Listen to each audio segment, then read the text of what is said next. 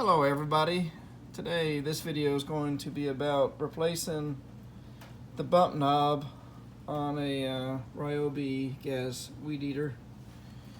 My bump knob is pretty worn out. As you can see here, it's probably half the height, and it doesn't have any of the grooves for the speed handle. And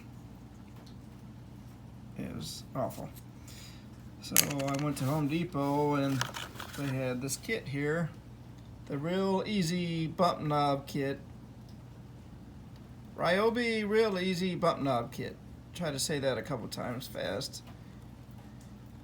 At least I can't. I'm not going to try. But this was 11 bucks, and it's worth the money, because it'll save a lot of time. Because whenever this bump knob does work good, the line feeds fast, but whenever it's time to replace the line, you could use the speed handle, which I don't know if only Ryobi has it, but using the speed handle and a pre-cut line, I could reline this weed eater in probably about 45 seconds, and maybe one day I'll do a video on it and time it, but it's really fast, and which is nice. So also here's the new spring. You can see the spring's even worn out. Let me see, get a better view. I don't know, it's probably right there. You see how much lower it is. So basically the kit comes with the new spring and the new knob, and it's pretty easy to install. You just grab the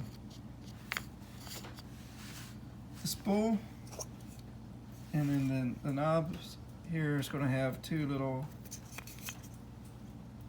indentations on both sides. And you just line it up right with this, and pops right on with one hand. And the spring would just go right into here, and then you just put this back on, and then just line. I'm not going to do this with one hand, but you know, you get the gist of it. Just line that up and then pop it on, and next thing is to line up to add a new string, and then you could use your speed wheel, and I'll probably do a video on that one day. But I just wanted to show everybody the kit, just in case you didn't know, and that's about it. So thank you very much. It is very cold here for April 19th.